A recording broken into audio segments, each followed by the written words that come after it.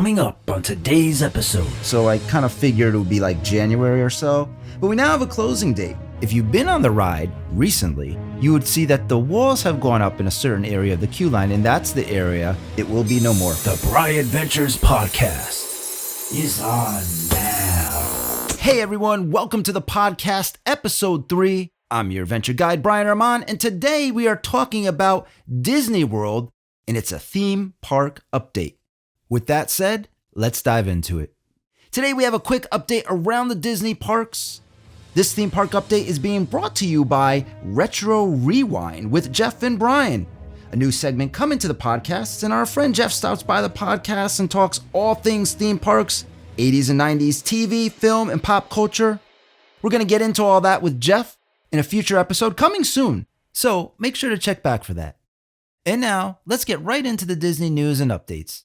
First up, we're going to head over to Animal Kingdom, and anyone who's been following this knows Disney's dinosaur ride and, of course, Restaurantosaurus were scheduled to close down in the beginning of this year, so I kind of figured it would be like January or so. But we now have a closing date.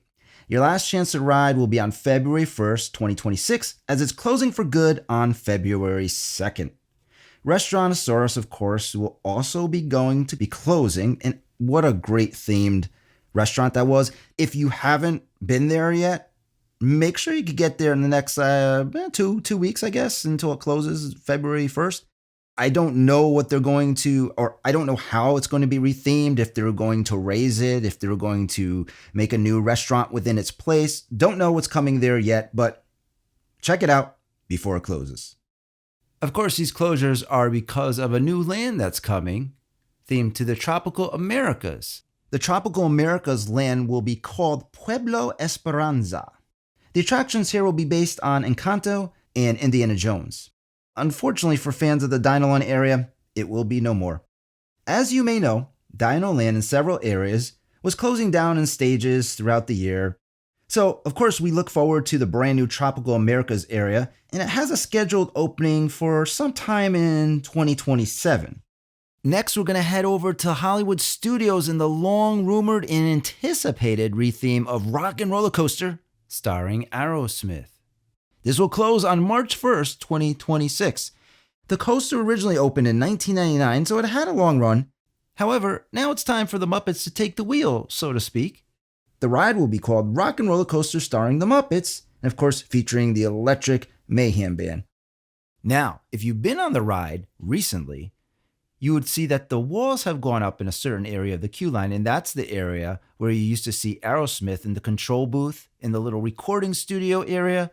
That has now been put behind walls, although they're not construction walls like you would see out in the park. They're actually themed pretty nicely. It looks like a continuous wall from within the recording studio. The reopening of this after the retheme is scheduled for summer of this year, 2026. So a really quick turnaround, which leads me to believe that this is why the walls went up in that particular area of the queue line, because they already started working on the animatronics and everything that's going to go into that part. So they could kind of get as much done as possible while the ride is still open with Aerosmith.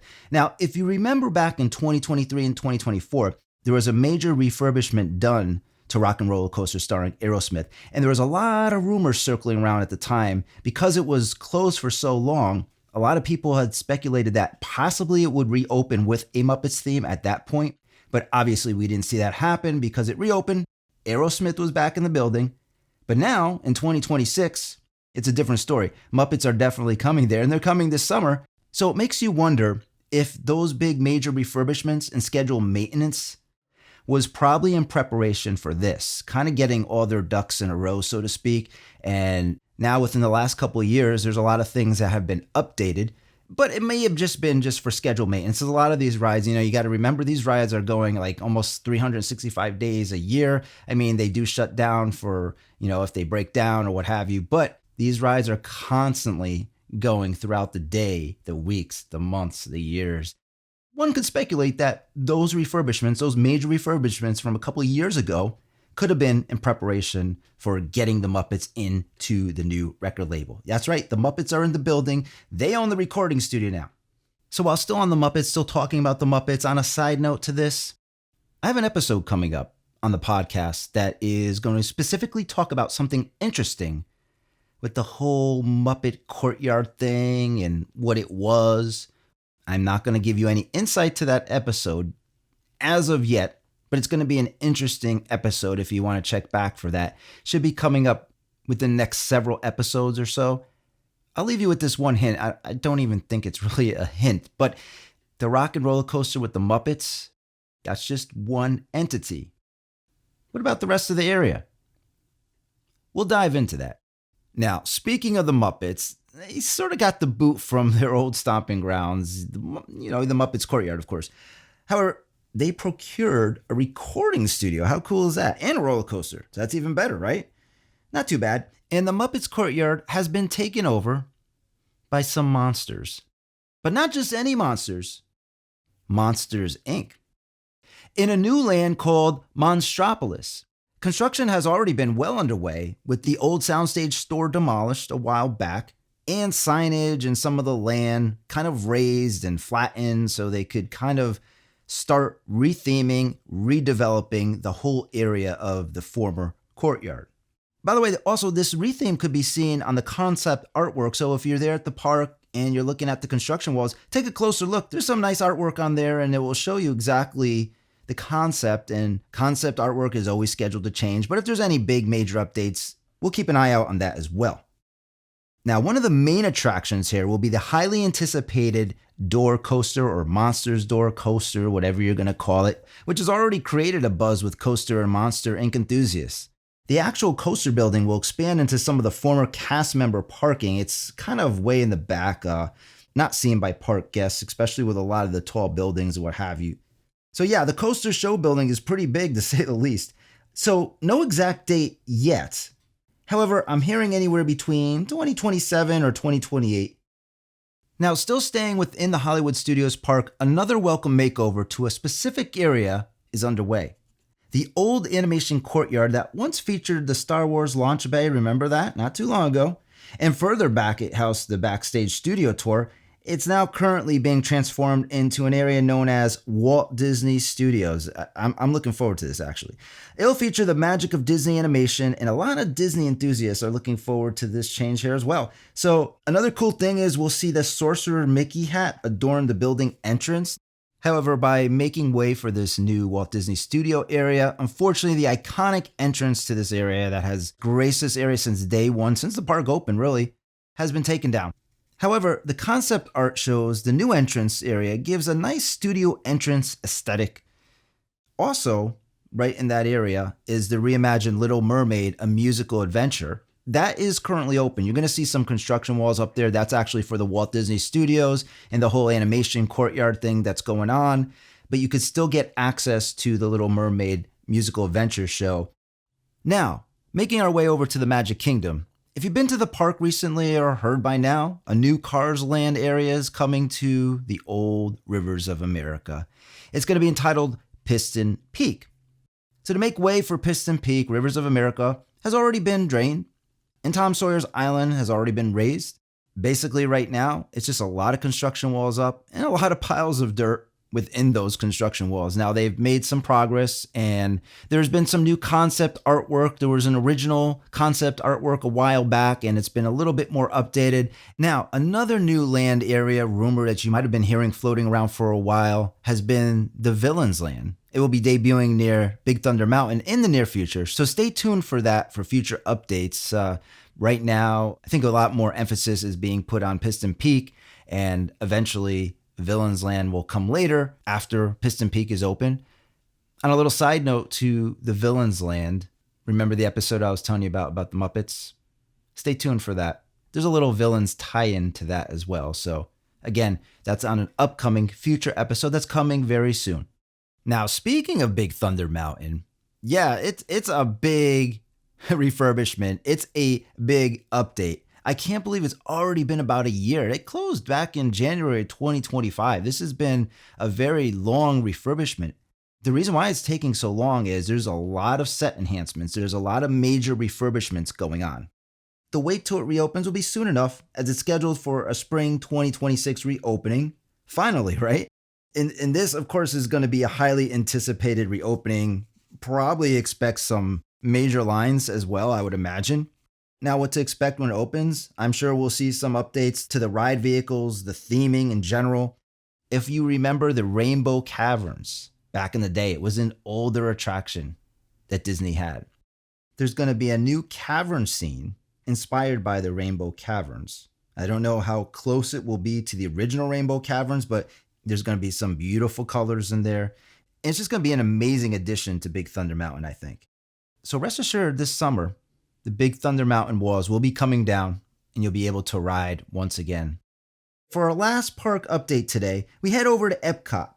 Now, Epcot in the last several years has really immersed itself into reimagining the park, from the front entrance logo to the acrylic pylons, the old retro look to the entrance that once was. And of course, everything once you get into the park, there's a lot of reimagining of areas within Epcot. Now, I forgot to mention before, but Disney in general is going to be celebrating America's 250th birthday this year. It's Epcot, since we're talking about it, they are featuring something for the 250th birthday. It's for a limited time, but Soarin' is going to be called Soarin' Across America. Again, for a limited time for America's 250th birthday. So look out for that. That should be a fun ride experience. Some other things going on in the park over at Epcot will be the Disney After Hours. That will be running through September 2026. And currently, Epcot is in the middle of the International Festival of the Arts. It's running through February 23rd of this year, 2026, with great food options, events, and activities for everyone. They even have a wall. It's like a color by number, if you will, where they give you a certain number and then you color in the picture. And then once everybody colors in the picture, it's going to make this big, beautiful picture of, I don't know exactly what it is. I don't know if that's out there or not, what the actual picture is. If anybody knows, you want to leave it in the comment. It's in the process of being quote unquote colored as we speak. So yeah, check that out if you're there at the park. Now, as far as the festivals and the events go at Epcot, at any given time in any given year, Epcot features various festivals and events, including the currently running Festival of the Arts that we talked about. They also have a Flower and Garden Festival, a Food and Wine Festival, and a Festival of the Holidays, which of course comes around November, December. So, of course, these festivals immerse park guests into fun food, art, and culture. So when making your plans to visit the park, there's a good chance that you'll be able to indulge in some of these festivities or see one of these festivals. If you haven't seen one before, there's a lot of different types of food and a good variety as well. Now, of course, a visit to Epcot wouldn't be a visit to Epcot if you didn't check out World Showcase. So make sure you go through the different areas. One thing that I didn't mention is the Frozen ride will be reopening soon.